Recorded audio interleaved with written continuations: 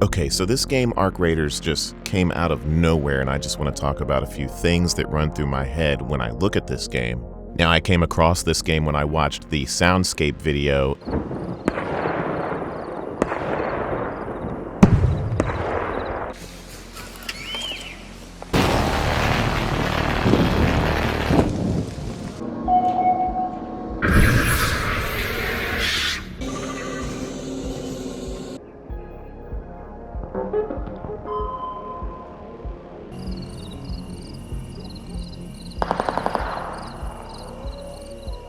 And after that, everything else I saw just pulled me in. Now, much like Alien or sci-fi movies of old, especially during the 70s when they had to create that lo-fi technology, the futuristic but dated look, this game really has all that. Now, one thing I especially noticed is the art style of the cosmetics and their gear. It has that look of the front of the classic Atari cartridges. If you guys ever played the Atari or looked at the art on the front of the cartridges, it matches this game and the Atari logo. It just has that same 70s leading into the 80s kind of vibe. Now, this game looks like it feels like a bunch of games kind of mashed together, right? You have like a Horizon Zero Dawn with the Ark and the robots, a sort of Terminator 2 kind of feel. Now, of course, this game is an extraction type of game like Tarkov, but there's a little bit more sprinkled in, and you'll notice, the third-person camera, the survival aspect, the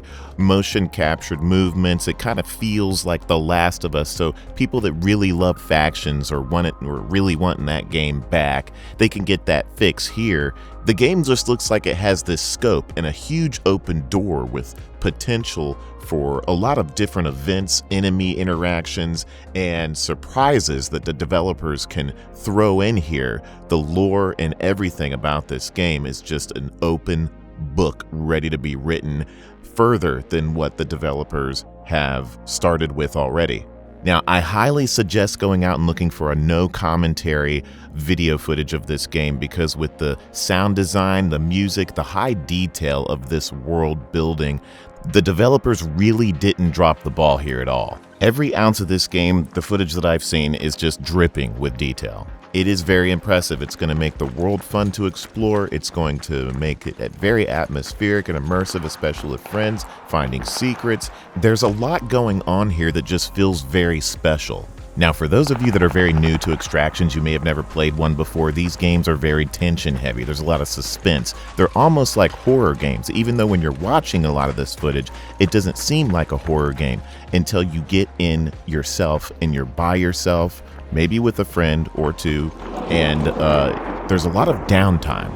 So when something does happen, it's like the suspense and anxiety of like getting on a roller coaster, You don't expect anything to happen, but then when you do start to sense trouble, the tension starts to build, and it all kind of builds up into a climactic moment of where the gunfight starts, or you interact where an enemy comes out of nowhere. Something happens that really gets your adrenaline pumping. These games are really good at that. Now, of course, I really hope the devs do things to keep this game alive, as the weeks go by, throwing in events, new items, temporary items, holiday events, and, special enemy types that come out of nowhere temporarily, or maybe they could be permanent new enemies. You could have an enemy that when it's nearby, you have to stand still, like the T-Rex from Jurassic Park, and if you move, it's going to kill you. And then, so that creates a moment when another PvP raider comes out of nowhere. Maybe the enemy chases them instead, or they have to stand still too. It's just, ideas. There's so many things that could be done with this game when I look at it. I really love how this game has this Star Wars Resistance, Rebels kind of feel to it, and they live in this kind of undergroundish city called Speranza, and there's just so much lore and things that could be done with this. I don't know why I'm drawn to this game, honestly, when I look at it. I should be thinking, oh god, here's another extraction shooter or another shooter that's bland and boring, but it doesn't do that. Instead, when I watch people play this game and I just come across the gameplay footage, I'm like, it's drawing me in. There's something special going on here. It feels right, and I really hope the developers nurse this game well. I hope they keep cheaters out as best they can. This game just feels special. and I don't know why. There's something about it.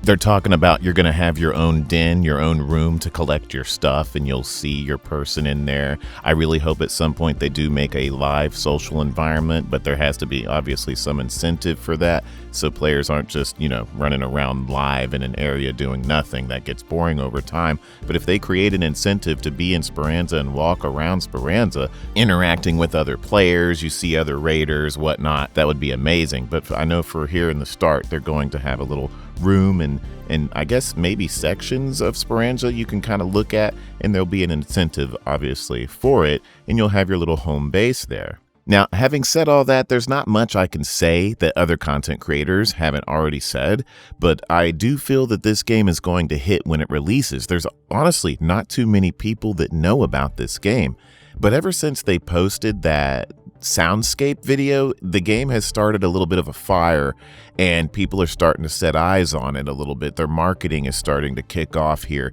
and I think with this style of game and the lore and everything, the developers have a huge open door, like I said, and I hope they don't mess it up. Like, there's so much potential. Please, Embark, don't mess this up. Keep the cheaters out of the game. Do surprise players from week to week to week to week. And this game could be you guys' full time for a decade, as long as this game is treated well, because it feels like it just has so much potential for at least 10 years down the road. This game has some kind of vibe about it, that it's like a cosmic sci-fi vibe where you can just kind of picture scenarios in your head of the world, and like you think about it a lot, and at least I do, and I get all these images in my head of scenarios and environments and enemies, and I think a lot of it just comes from the powerful audio and the powerful visuals that this game is sort of giving off. It kind of just puts stories in your head. Like, people are gonna play this game, and as long as it's treated right, it's gonna create memories and stories, and there's just a lot about it that's going through my head, and that's why I think that I'm thinking that it's going to be a special game. There's just so much detail going on, and you can just tell the developers, they went the extra mile and put passion and love and care into this game, and it wasn't just something built to make money. Now, of course, it is a business. They want to make money, but you can just look at this game. There's a lot of love here. Somebody put a lot of their dreams, imaginations, and whatnot in here, and I know that sounds corny, but you feel it when you look at this. And I know some of you may be looking at this game, you're like, this is not my cup of tea. I don't care how good it looks, whatnot. But I don't know, just something in my opinion, I know it's his opinion, but there's something about this one. And I don't cover many other games outside of asymmetrical horror. I haven't in a long time, but this one I just had to talk about. Now, I think I'm going to leave you guys there. Go look up the other videos out there of this game and give it a study. Give it a little bit of a study, because there's something there, and that's all I wanted to say about it. Keep your eyes out on this one. I'd love to play with those of you that are excited about trying this out. I do have a Discord. Join it. We have a little Arc Raiders channel built for those of you that want to go in and talk about it. I'd love to talk more about it with you guys, and keep a lookout. It's coming out October 30th. For most of the major platforms out there, console and PC, and I think it's going to be crossplay as well. So you guys, I'll see you later. Have a good morning, good afternoon, and good night. I will see you in Speranza soon.